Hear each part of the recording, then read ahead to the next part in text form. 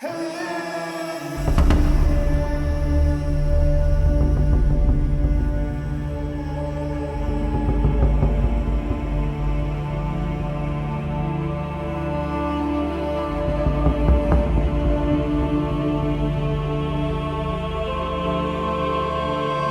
el Antiguo Testamento se usa la palabra hebrea kahal, traducida por asamblea, congregación o pueblo, que significa llamar o congregar, y se usa ampliándola no solamente al hecho de llamar, sino también a la asamblea de los llamados. La Iglesia cristiana es una institución del Nuevo Testamento que comienza en Pentecostés y culminará con el retorno de Cristo por su Iglesia. Al respecto, hay dos palabras que tienen importancia especial: la palabra eclesía y la palabra kuriakón. La palabra eclesía proviene del vocablo griego kaleo, traducido por convocar o llamar. También se usa la palabra sinagoga, que significa llegar a estar juntos o reunidos juntos. La palabra eclesía se usa en el Nuevo Testamento unas 111 veces para referirse a la iglesia. La palabra kuriakón. Este vocablo significa lo que pertenece al Señor, es decir, acentúa el hecho de que la iglesia es propiedad de Dios. De esta manera, la iglesia es designada como el cuerpo de Cristo, el templo del Espíritu Santo, la esposa de Cristo, columna y baluarte de la verdad. Históricamente, la iglesia nació como tal en el día de Pentecostés, cuando fue consagrada por el derramamiento y unción del Espíritu Santo. Como atributos de la iglesia encontramos la unidad, la santidad y su universalidad. Dentro de las características externas de la iglesia podemos ver la predicación de la palabra de Dios, la adoración a Dios, la comunión de los santos, el amor recíproco y un estilo de vida diferente.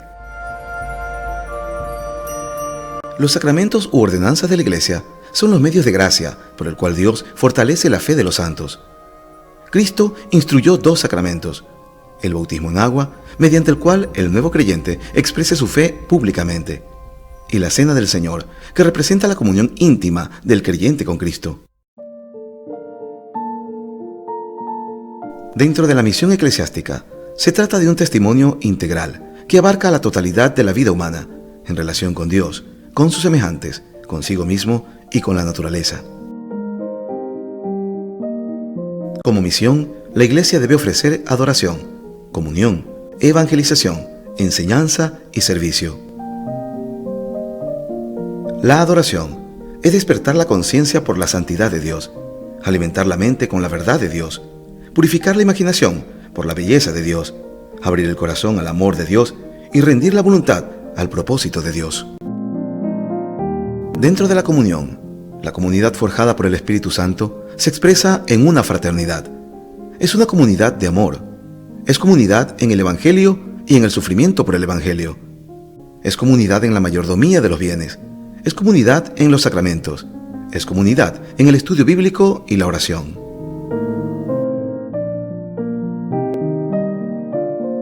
Dios ha proporcionado diferentes dones y ministerios para el desarrollo de la iglesia.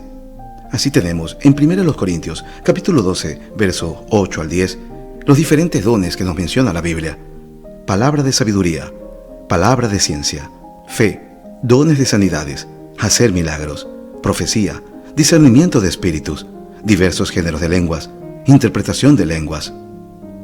En el libro de los Romanos, capítulo 12, versos 6 al 8, y primera carta a los Corintios, capítulo 12, verso 28, también nos menciona los siguientes dones: servicio, enseñanza, exhortación, dar, presidir, hacer misericordia, ayuda, administración. Estos dones tienen un carácter funcional, es decir, las personas que han recibido uno de estos dones ejercen una función constante en el ministerio de la iglesia. Estos dones han sido otorgados a todos los creyentes, y cada creyente tiene por lo menos un don.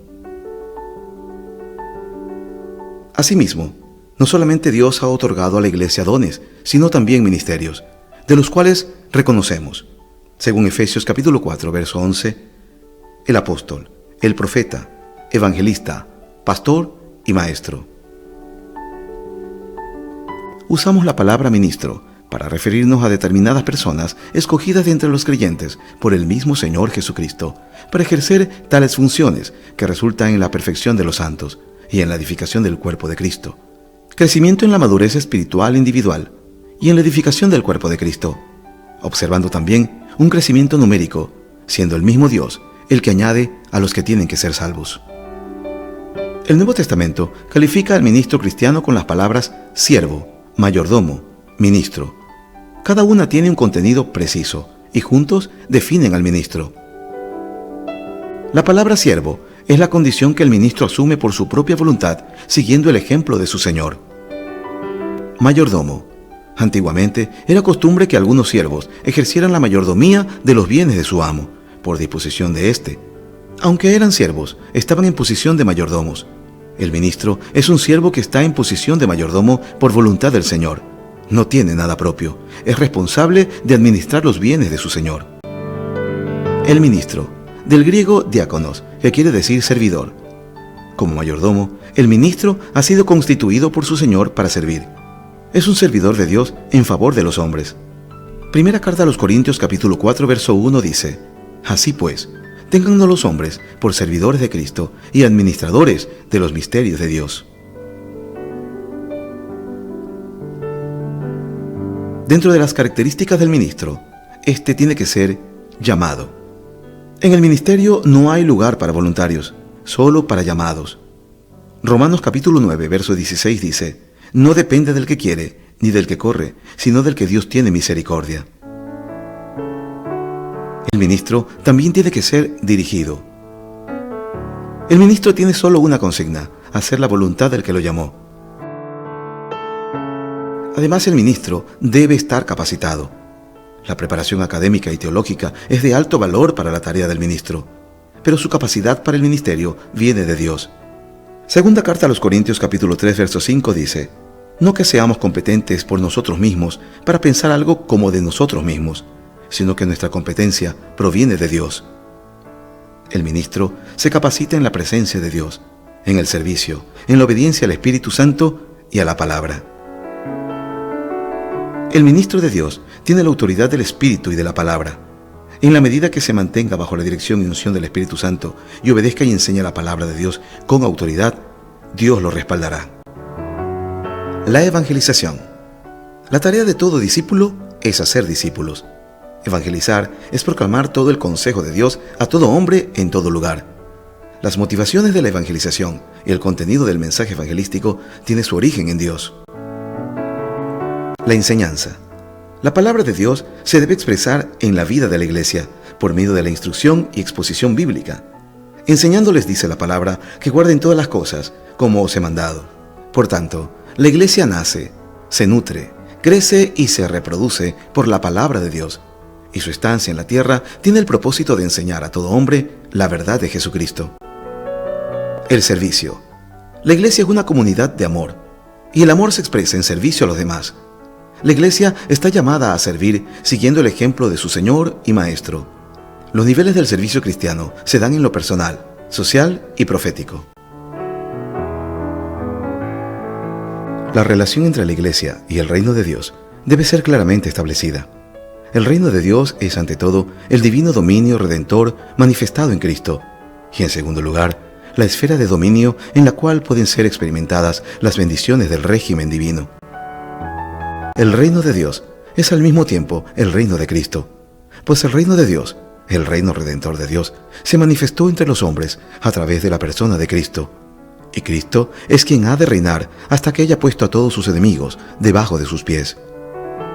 El reino de Dios, como la actividad redentora y el gobierno de Dios en Cristo, creó la iglesia y obra a través de la iglesia en todo el mundo.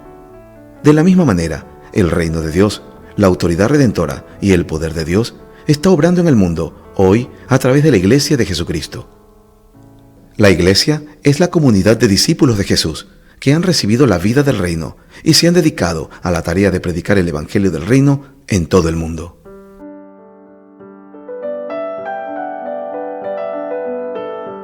La unidad de la iglesia se cumple principalmente en sentido espiritual. Esta unidad interna implica que todos los creyentes participamos de la misma fe. Formamos un solo cuerpo. Crecemos bajo una misma esperanza y marchamos hacia un glorioso futuro, guiados por un mismo Dios y Padre.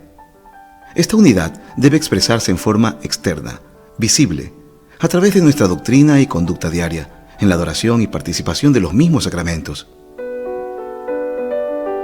La Iglesia es santa delante de Dios, gracias a la obra vicaria de Cristo.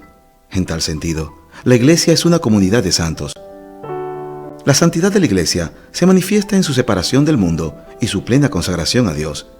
Esta santidad debe reflejarse en la vida diaria del creyente. La Iglesia es santa, no porque sus miembros sean santos, sino porque Cristo es su cabeza, y Él es santo. Los miembros verdaderos tienen en ellos el gen de la santidad. Además, la Iglesia es santa porque es una institución separada del mundo. La Iglesia invisible es la verdadera Iglesia universal, es decir, el cuerpo místico de Cristo que reúne a todos los creyentes de cualquier tiempo y lugar. La Iglesia es universal porque ha existido en todos los periodos de la historia.